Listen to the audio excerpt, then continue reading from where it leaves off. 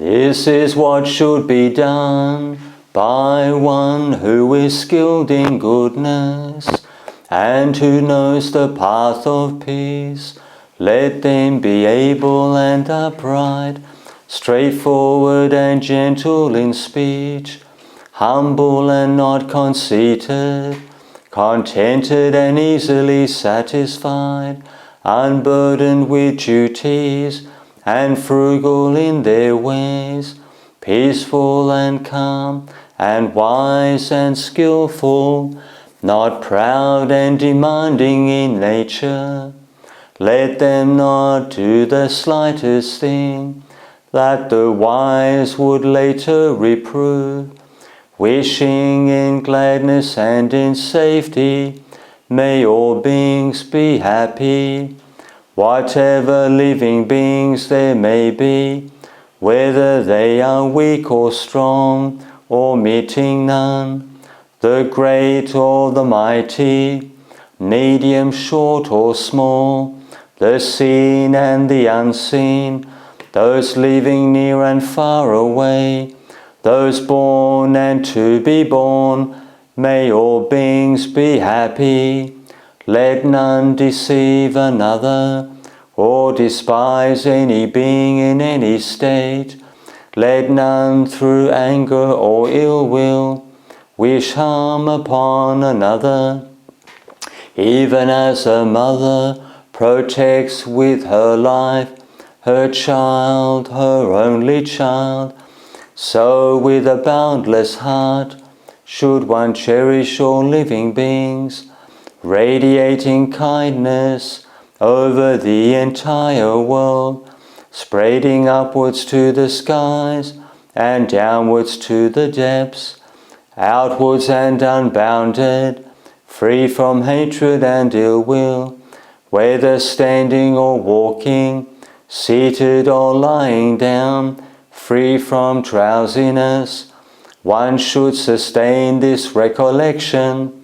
This is said to be the sublime abiding, by not holding to fixed views, the pure-hearted one, having clarity of vision, being freed from all sense desires, is not born again into this world.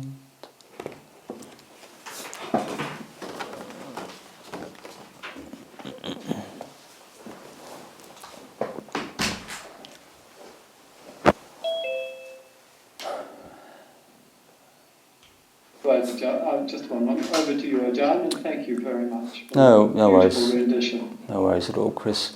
So, with meditation, what is the experience? The ways, the why, the wherefore of the meditation practice. I'm sorry. No? I'm very sorry, Ajahn.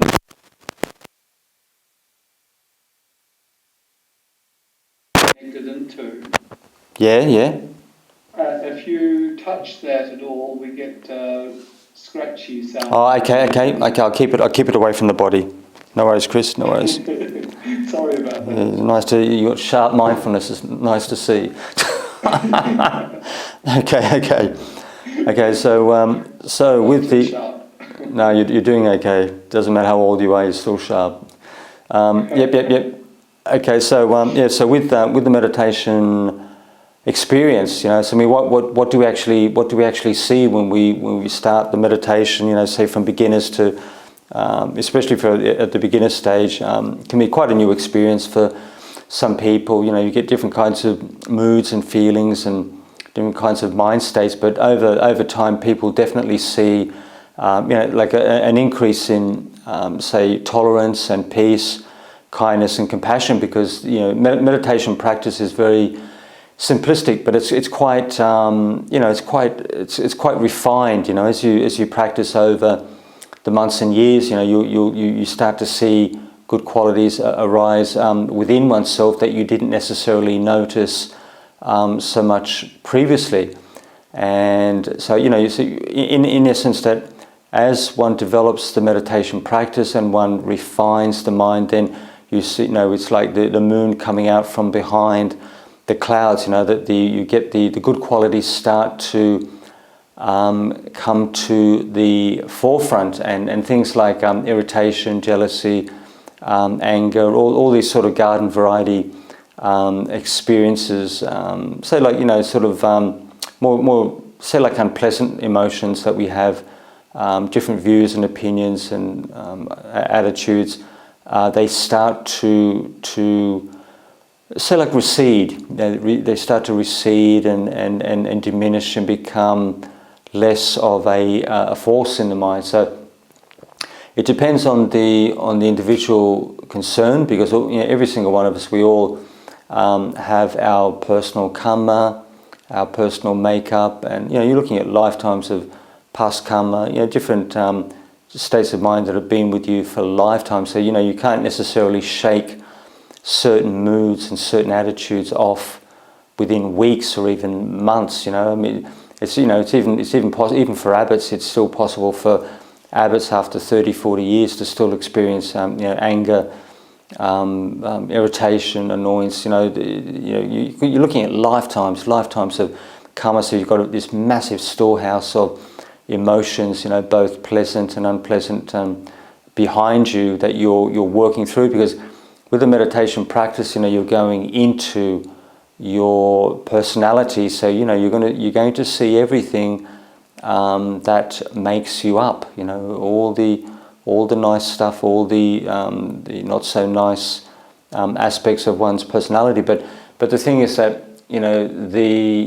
this inward journey that you are undertaking, it's all within the framework of the Buddha's teaching, and it's connecting with the Four Noble Truths, where you're seeing the nature of the mind in its entirety. So the vast majority would like nice, loving, fluffy, warm feelings. The vast majority of the time. I mean, even the monks and nuns would prefer it. But you're going to run the full gauntlet of different emotions. But one thing you can be guaranteed of is a refinement of the mind, like over time. And so as the weeks, especially more like say the months pass by, your family members and partners and close friends will easily see the good qualities that you are actually bringing to the surface in the mind. So all of us have these very wholesome qualities at the deeper levels in the mind, but it's the dross, it's the dust in the mind which obscures the goodness, the joy, these very, very what would you call, say, like altruistic, warm, deep, loving, refined emotions, the kind of refined emotions that you would expect, you expect from the monks and nuns, at least in a small degree, because we're supposed to be doing this full time, but depending on time and location, how much time you have to practice. So the kind of things that you expect from the monastics, you expect from long-term practitioners, 20-30 years, and even in general society, Buddhist people have a fairly good reputation, and even the average person in the street would expect a Buddhist person to have a minimum level of kindness, compassion, tolerance, and patience. Like low levels of say anger, intolerance, revenge, this kind of stuff. So Buddhists tend to have a good reputation in general society. So so that key point in a nutshell is a refinement of the mind, and then allowing the good qualities to shine forth and to say dominate and become a prominent, become like an enduring force in the mind as the years go by. So so as we see the Buddha's teaching, that many of you guys who've been probably right through the Pali Canon, or at least know a handful of key suttas, that the whole with the Buddha's teaching, it circles around the development of the mind, the refinement, development of wholesome states, development of peace, wisdom, understanding the nature of human beings, the nature of life. And so, this is the journey that we're on. And for many of us, it can take several lifetimes of work in order to break through. But once you reach that point, once you've got that, quite deep samadhi and the vipassana, the wisdom, insight, understanding at the same level, then you've got the potential to break through. If you move in the right direction. I tend to do I'm doing a lot of meditation practice connected with the anicca principle, and as long as I don't do more than say 4 hours, more than say 5 hours a day, I'm in a reasonable, sort of comfortable range, and but it's got a lot of benefits to it, and for me it's working very, very well at the moment. And the Buddha made that very, very clear in the sutras that he said it's specifically with the monastics. This is the work for the monastics, the anicca, dukkha, anatta. So with all of us, that it's all very nice to get peaceful, calm, and to be tolerant and understanding and whatnot. But you've got to have your wisdom. No matter what your personal makeup, your wisdom. The wisdom component you've got to maintain that at the same level as your samadhi, your peacefulness of mind. You never allow that to slip behind, because this is the key principle within the Buddha's teaching. So no matter how peaceful you're getting, some of you may get very, very good states of samadhi on even at home in good. Good circumstances on personal retreat, but the bottom line is you've got to keep the wisdom at the same level. No matter what your faculties, the wisdom has got to be the key principle. It's got to be the dominant principle, no matter how highly you're developed, how long you've been practicing, or if you're just a raw beginner, because that's what makes a difference in the long term. That's what watches over and balances the full faculties of the mind, of one's human experience. Because in just briefly, this whole disaster, this humanitarian disaster with Russia and Ukraine. Putin was a very, very, very, very smart, capable, cunning, individual. But you see the limits of cunning and intelligence. You see the limits. Putin's not a wise man by any degree, and he demonstrated that very, very clearly. So there's a different, with all of us, wisdom. You see wisdom in action, and that's exactly what we are aiming for with this practice. So no matter what you do, whatever kind of meditation, the kind of personal qualities you have, wisdom has to watch over and keep one's faculties, one's mind in balance. Like in harmony to a degree within yourself internally, with yourself and other people, and with work and one's extended circle of family and friends. It's like according with the Tao, being in balance with nature, both internally and externally. So with the meditation, we'll do, I'm a little bit of a fan with that dark colour meditation, but I don't want to maybe harp on about it too much. So we'll do something different. We'll do the moving meditation, which was one of Ayakema's, so with the Venerable Ayakema, who passed away a number of years ago, one of her, a very long-term retreat teacher, very successful Buddhist teacher. And one of the techniques that she used was to focus on the moving breath. So as this is like an anicca principle, because naturally our thoughts and feelings change quite quickly, but the moving breath is something which is a little bit deeper, because you're looking like internally. The breath in itself is a vital principle. Without breath, you're gone. You're finished.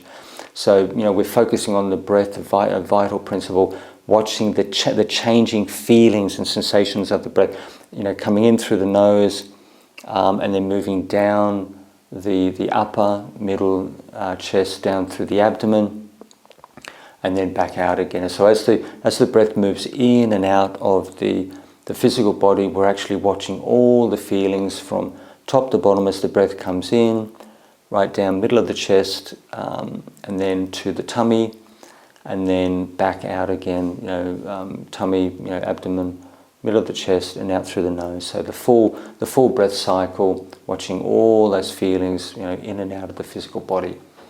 And that tends to, one of the characteristics of that, it increases your perception of the changeability of phenomena, which is something all of us have to do in daily life. So the more you do this kind of thing, the better you get, the sharper you get.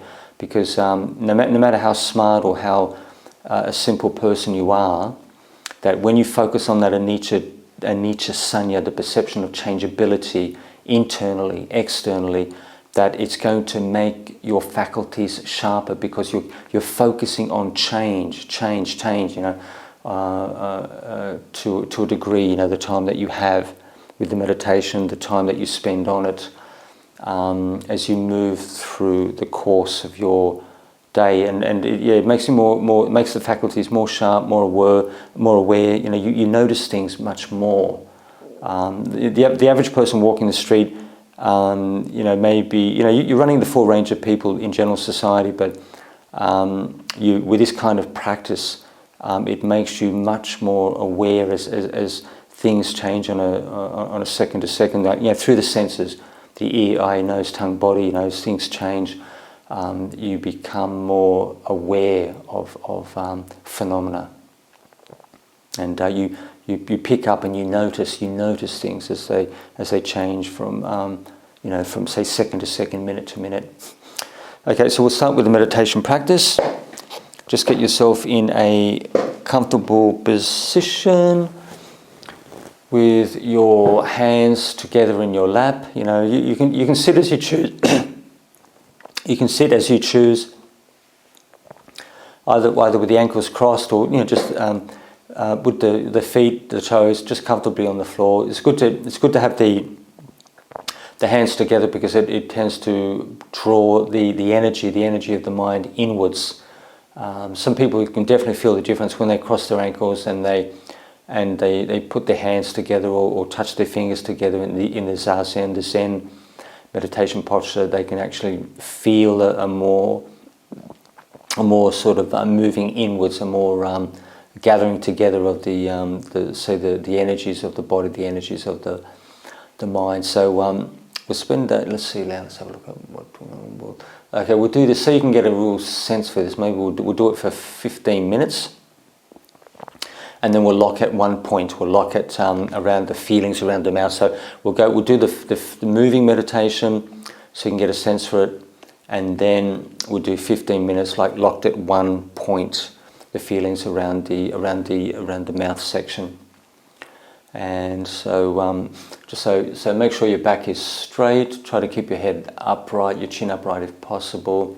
Make sure you can breathe into the full chest, and there's nothing tight around the throat, the waist, the wrists, and breathe fully into the abdomen, and focus on those feelings. So as you're breathing in through the nose or the mouth, focus on those feelings as the breath moves. You can focus on the mouth, and then the middle of the chest, and then the abdomen. Breathing out, middle of the chest, the nose or the mouth. So initially the 3 points: the nose, middle of the chest, the abdomen, and then breathing in and out until you can just do it naturally. You can just follow it all the way in, just gradually all the way in, all the way out, and do that for the next 15 minutes.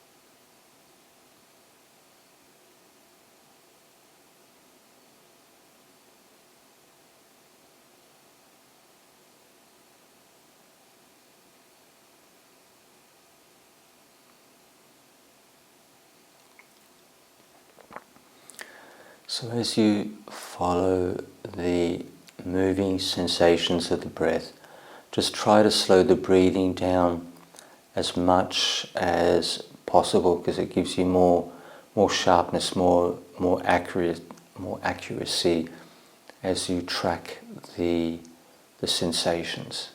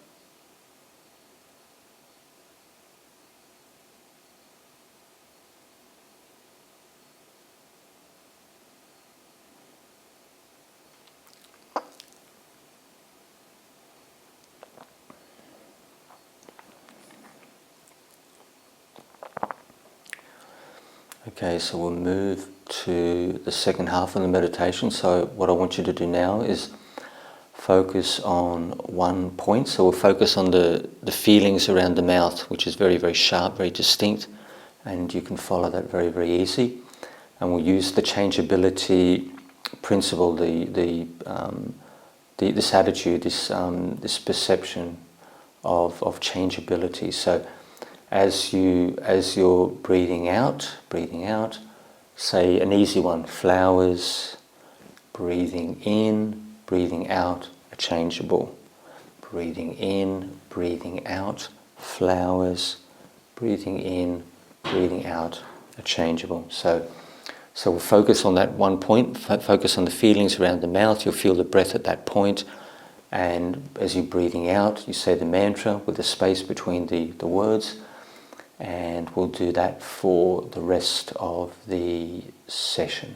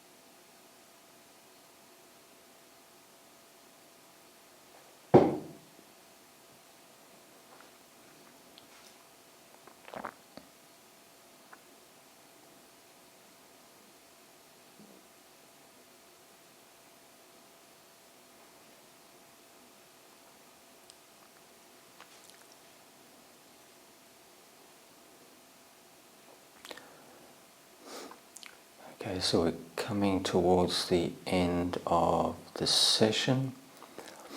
So just take a look at the mind state and see if there's any change whatsoever. Sometimes different objects, different meditation objects, will give you sometimes better results. If you go like internally, maybe thoughts, feelings, things inside the mind sometimes can work better than external things like flowers, trees, and whatnot. So I'll ring the bell 3 times. You can open your eyes when you're ready.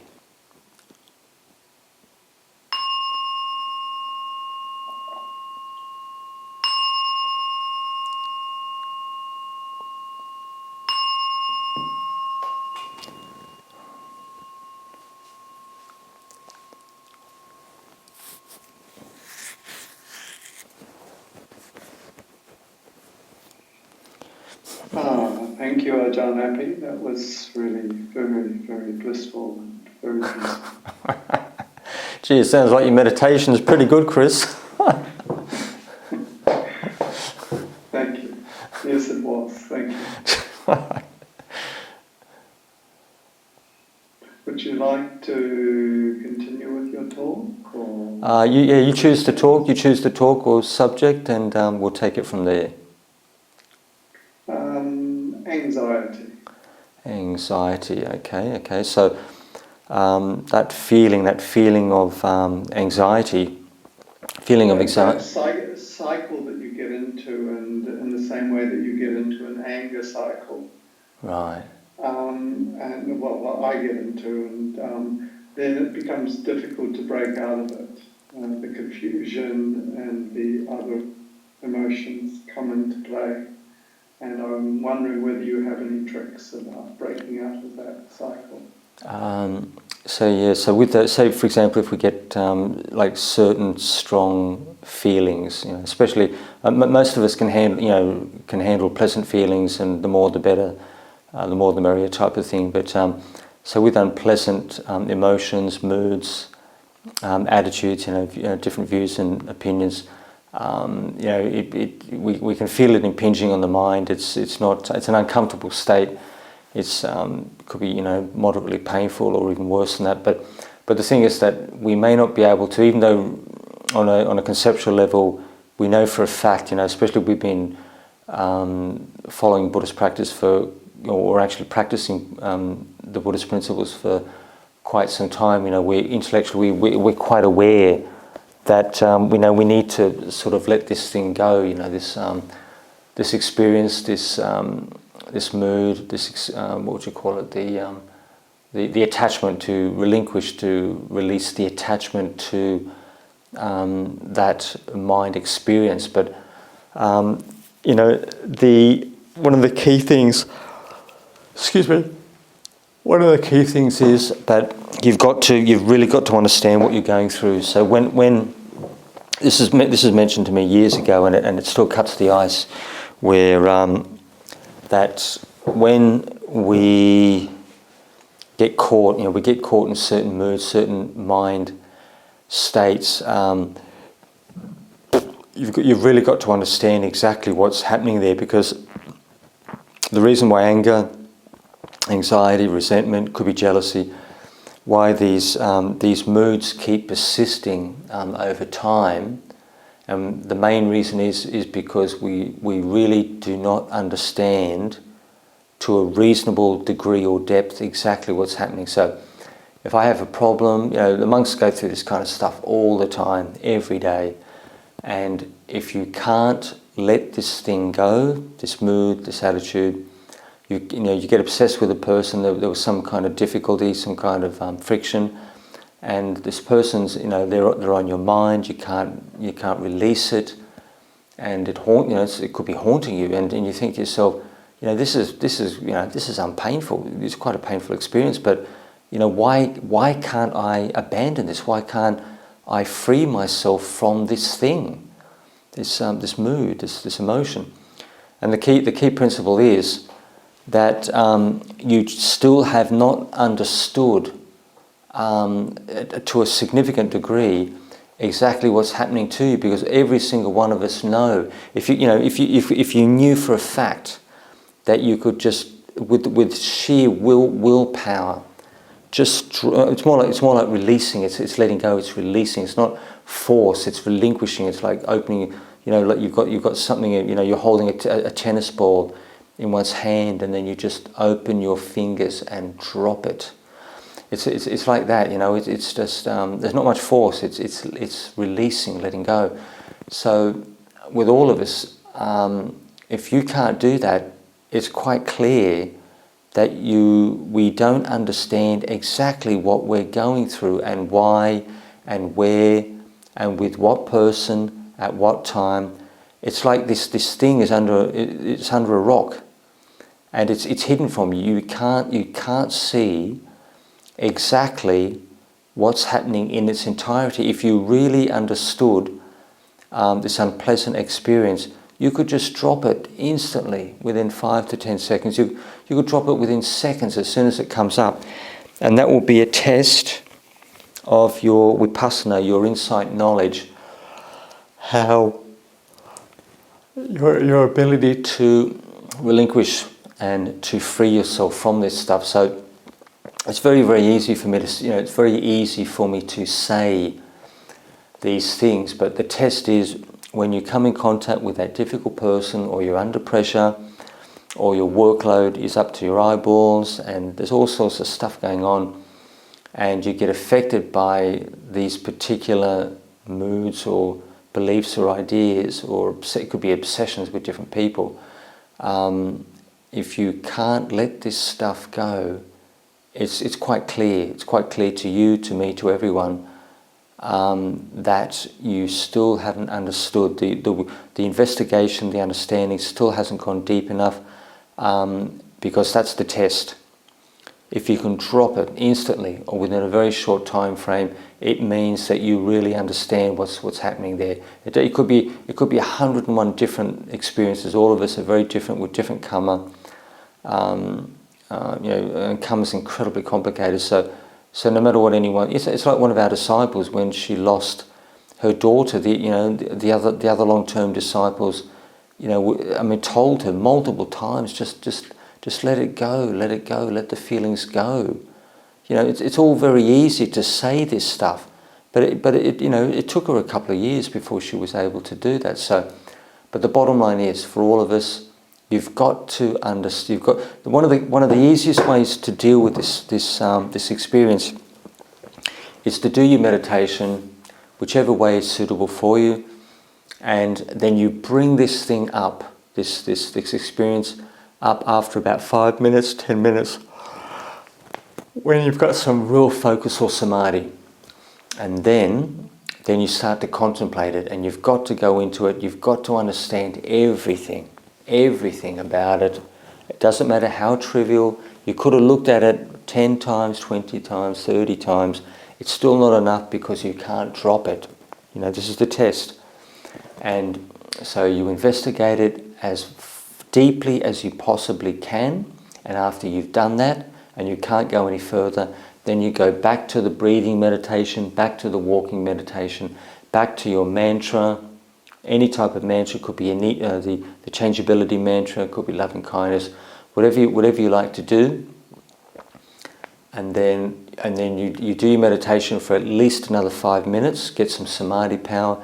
Then you go into that experience again, and you contemplate it, and you understand everything about it completely in its entirety. And after you've exhausted the investigation, you go back to the samadhi meditation, the peaceful meditation. You do that for at least 5 minutes, then you go back to the difficulty, this obstruction of the mind. And so every 5 minutes, back and forth, and some people might find this quite disturbing. Like they may think, oh look, I don't want to have to keep thinking about this thing. But the bottom line is that you're stuck with this thing is because you haven't gone into it, you haven't understood it, and it's not released. So if you really want to fast track this kind of stuff when problems come up, 5 minutes on the peaceful meditation, samadhi meditation, 5 minutes on Vipassana investigation, understanding this thing, this experience in its entirety. And you watch the mind very carefully as you're going back and forth, and you'll see the mind release its grip, at least to a small degree, because the mind in itself, you have the pure mind, and then you have the defilements which are impregnated, which are what's the right word? Which are absorbed into, which colour the mind. The defilements, all these different unpleasant moods and feelings, and all these things that you know of, which that the Buddha told us to release and let go, to purify. All these things which are entangled with the mind. So you got the mind, you've got the defilements which permeate the mind. And then you've got the sense faculties. So you've got all that together: sense faculties, the mind, defilements.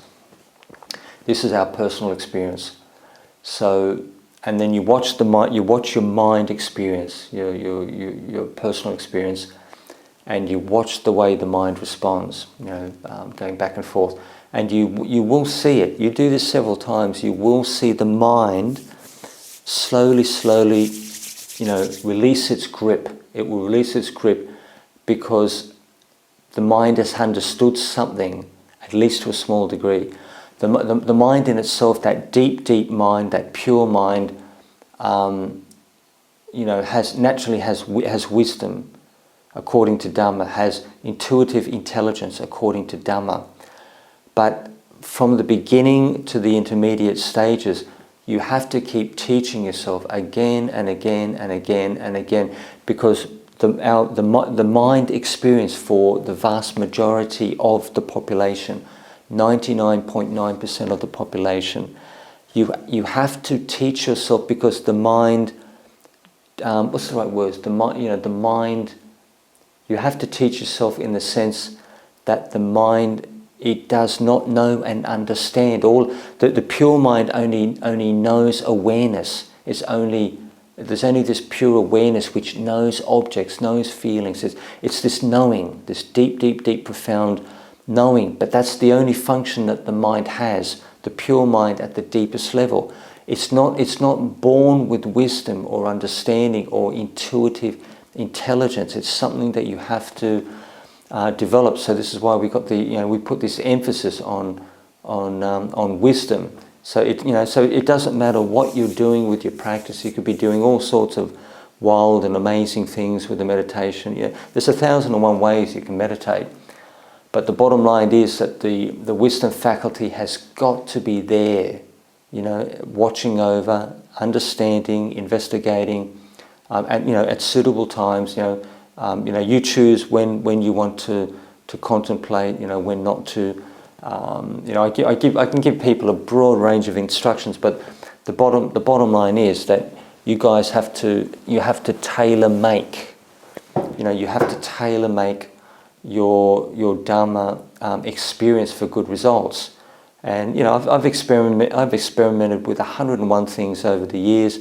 And the meditation's just going very well with this anicca sanya, and I'm doing this. I'm doing with the heavy stuff. I'm doing it on bodily organs, liver, lungs, brain, and you think to yourself that it would really, you'd really get disgusted, or really, this would be very, very unpleasant. But this meditation is working very well, and it's actually bringing me a lot of happiness to a degree, a reasonable degree, joy, positivity. You wouldn't think so, but it is, because the samadhi, it's getting some depth to it. So you've got to be careful with this kind of stuff when you go to the body. But this is the best results I've seen in a long time. But with the mainstream practitioners, you've got to be careful with this kind of stuff. It's mainly for the monastics. But with the mainstream meditators, Dhamma practitioners, you focus on the soft and fluffy and comfortable things. The things that you like. It can be biology, chemistry, what would you call it? Nuclear physics, things in nature, all the sciences. It could be things like, it could be anything, absolutely anything. flowers, plants, anything you can possibly think of, which resonates with you, which is important to you, and then you use that changeability principle. So, if you really, if you really want to see the meditation bite and get some depth to it, that's the way I would approach the samatha meditation. And then I would move back and forth every 5 minutes, samatha, vipassana, to really get some depth and make sure that the wisdom faculty is there and it's firm and it's watching over everything. So nothing escapes you. There's nothing hidden from you. This is the reason why we get stuck with problems for 20, 30 years, because there's something that you still have not seen and understood.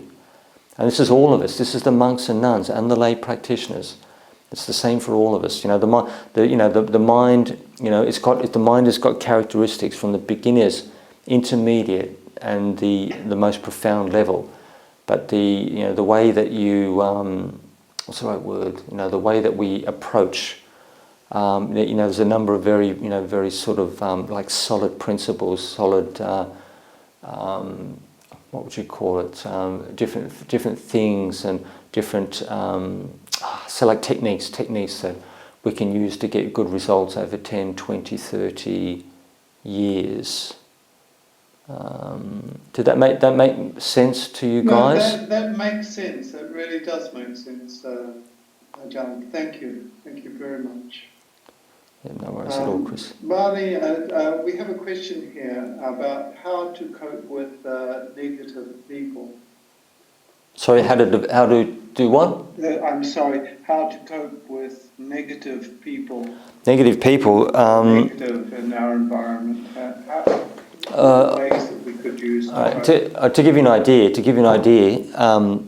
Especially in the monastery, and I'm quite. I tend to be like reasonably open, with the monks' experience and whatnot. But in our monastery, if you got someone who's really negative, pessimistic, irritable, even potentially angry, what the monks tend to do is you just avoid them. You don't speak to them. You don't contact them. It might be difficult if they're sometimes partners can be a little bit might be a little bit tricky, or even like say family members, maybe even mum and dad, where you can't avoid that person. So what you do, even if you're in the same house with them, you just you minimize. It's difficult with boyfriends, girlfriends, husbands, wives. What I would tend to do, like naturally I'm not an expert on this kind of stuff, being a celibate monk for 26 odd years, but what I would in a general sense with the general population, you minimize the contact, because if you as soon as you come into contact with that person and the trouble flares up or trouble comes up, the most obvious thing is just keep away from them. Don't speak to them, don't phone them, don't email them unless you have to. And it might sound, a little bit, what's the right word? A little bit dismissive and maybe a little bit non-confronting. But that's exactly what our monks do. If we don't like someone, or we got someone who's a hard case or likes to fight or wants to make trouble, you just don't speak to them, and you don't speak to them for weeks or months on end. And the monks are pretty tough. We can do that easily. If I get trouble, if somebody really tries to make trouble with me, I won't talk to you for 6 months, and I won't even sweat. So the monks, that's what we do. That's an approach.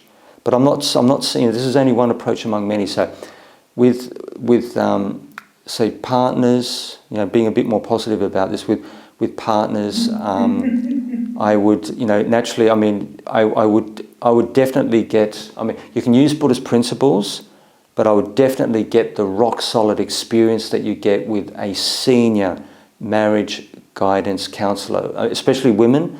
Women tend to do quite well with the senior ladies who are professional counsellors, relationship counsellors. They're worth their weight in gold. So I would definitely recommend people in this category.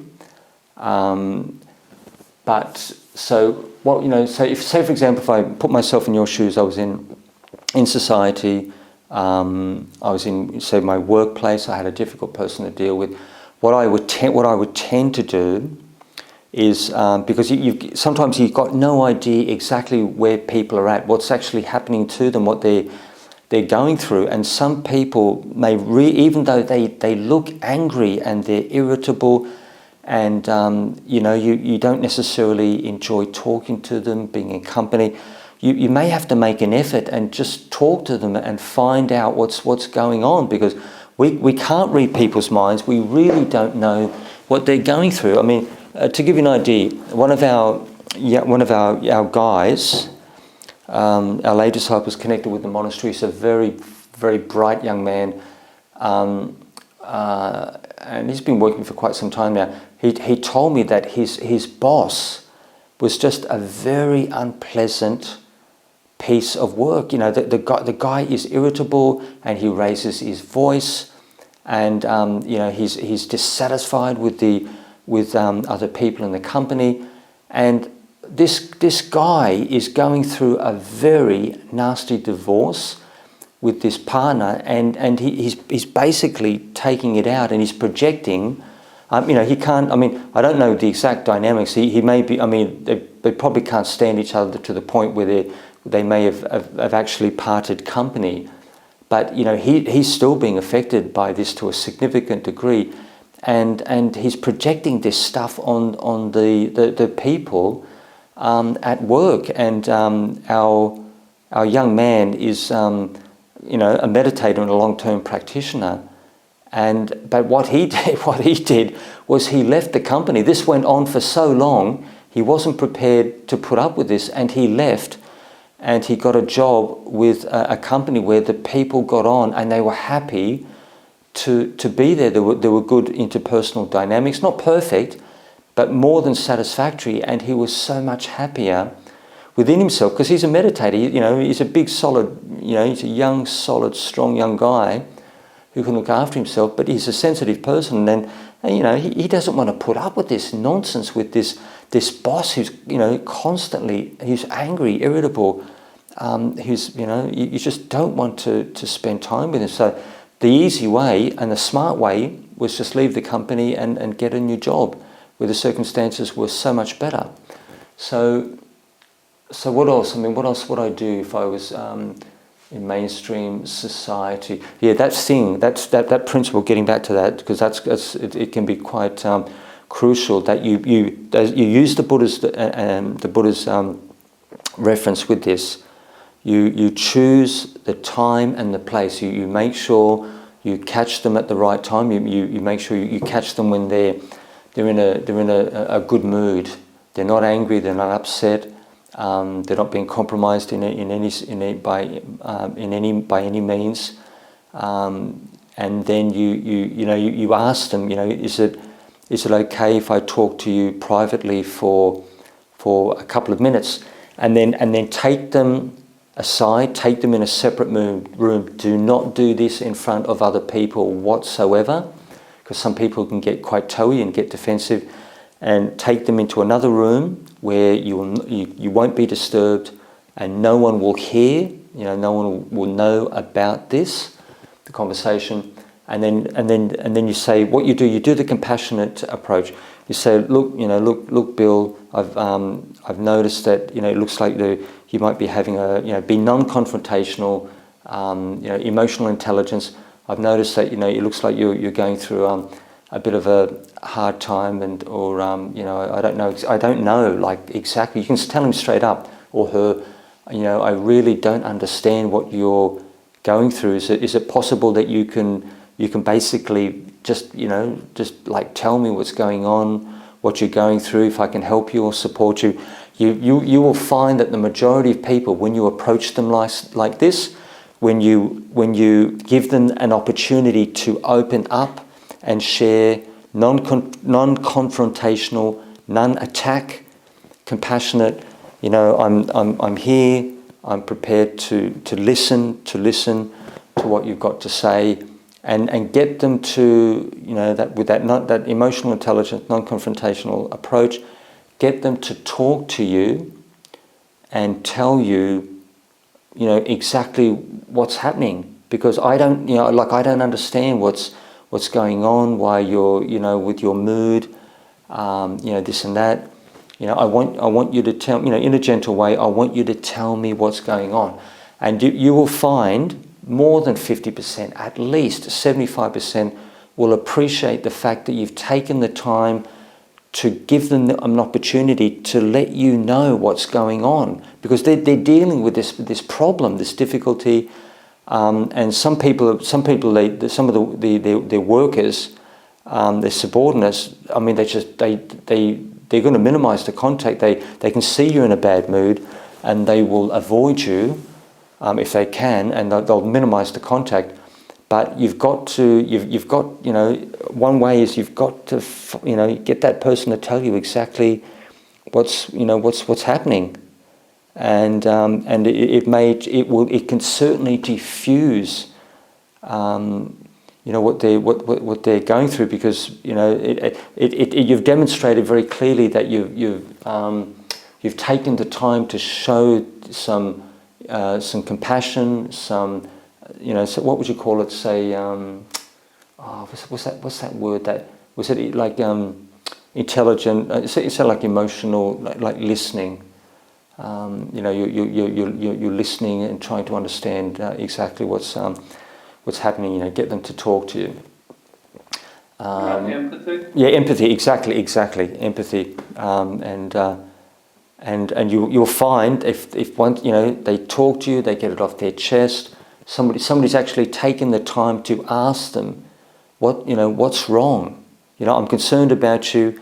I care enough to ask you what's happening. You can ventilate, you can share, even if the person gets a bit angry, because they could still be projecting. You just be patient and you listen, because with some people, if you don't get them to open up and talk, this thing will fester inside them for, easily. It could go on for 3, 6, 9 months, because, it's inside them, and it's not going anywhere. It's not going anywhere, very fast at all. Some people, no matter how smart some people are, their emotional understanding, the intelligence is maybe not at the same level, and some people, no matter how smart they are, if they don't see a counsellor, a really good quality counsellor, they may not be able to fix their stuff very easily at all. So if they're not seeing anyone, they're not talking to anyone, that person could be stuck with that thing, that experience for months or even a year or two, depending what's going on. And if I try to think of something else, another principle is, if you've got someone who's really heavy, really, really difficult, constantly, like a monkey on your back, you can do things like, you can do this kind of death principle, where you imagine that this person is going to die, and it sounds odd, but it's an attitude. Where, say for example, Bill or Fred is very, very, very difficult at work, or very, very difficult in the family, and what you do, you do this thing, you do it like once every minute or once every couple of minutes, even when they're not around, or even when you're in contact with them in the family. You do things like, say, like Bill will die or Fred will die, just a little mantra like that. And when you start to get this thing rolling, you get this attitude that this person is not going to live very long. Their life on this earth is finite, and they're not going to be with us for they'll only be with us for a short period of time, not very long. And after a while, no matter, you start to feel sorry for them. Their lifespan is limited. They're going to go, and they're going to leave us. So you start to feel sorry. So even if they start jumping up and down, and they could be an incredibly difficult person. But when you develop this attitude that they're not going to be long, they're not going to be around very long, and you're going to part company, you really start to develop some compassion. You feel sorry for them. they're suffering. They're suffering. They're in pain, and they could die with that pain. That emotional difficulty, the discomfort, the suffering. It could go. If they don't do something about it, it could go on for 5, 10, 15 years. With some people, and so that little death mantra can really undermine the aversion that you have towards that person. So let me. That does actually sound like an interesting technique, Ajahn. And Gloria has a question for you. What if she's going back to the original topic of anxiety? What if part of the emotion is not something that you can be conscious of, or is something that you have forgotten?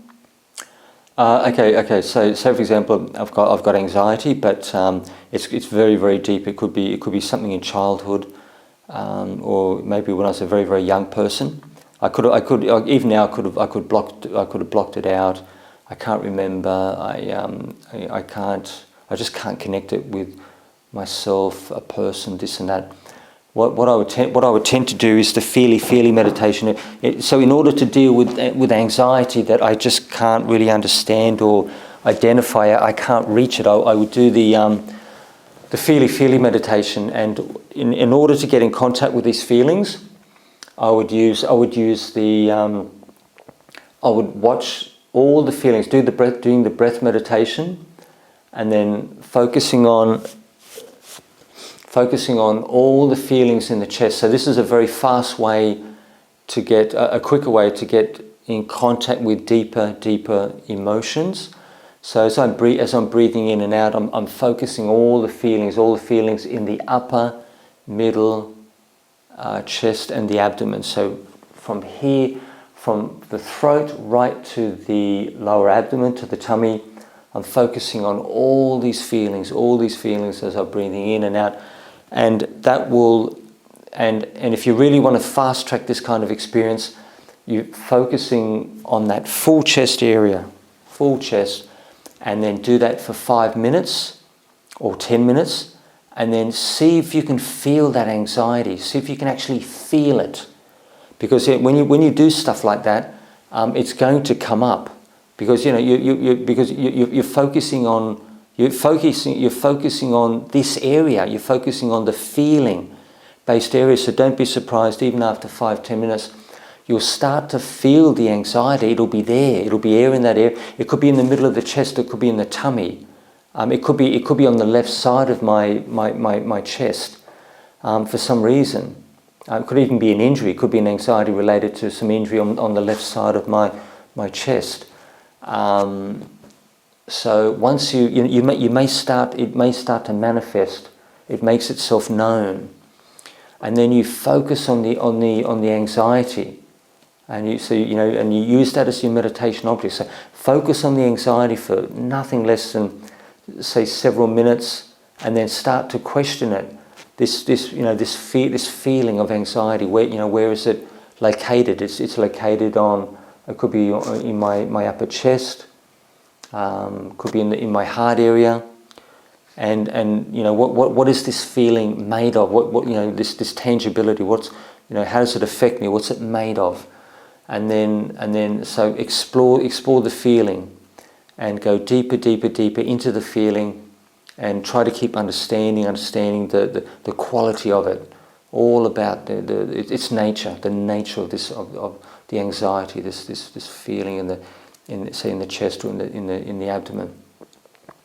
And then after you've exhausted the investigation, because I'm focusing on exactly where the problem is. If I have anxiety in the middle of my chest, I have some could be some childhood trauma, some stuff when I was a young person, and I can feel it. There's something deeper down, and it's come up.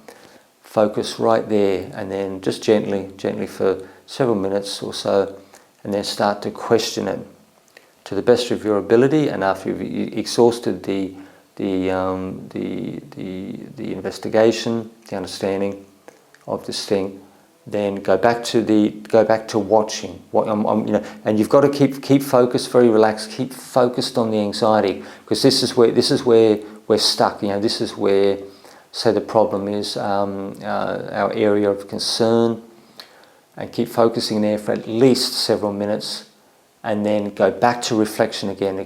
Keep exploring, understanding this experience, and then after you've exhausted the investigation, go back to watching, then reflection. So go back and forth roughly every several minutes, and you'll find when you use that kind of focus, because it's a little bit what would you call it? It's quite firm. It's quite firm. It's very, very precise because you're focusing on exactly where the problem lies. But if you want to shift these problems and difficulties in the shortest possible time, this is something which can fast track this kind of experience. And because some people can see counsellors for like 10, 20 years, but when you go to your physical body, you get your physical body to tell you where the problem is, and why, location. Use the body as a tool, as a bridge to the emotions, and then question the emotions. And let me think. I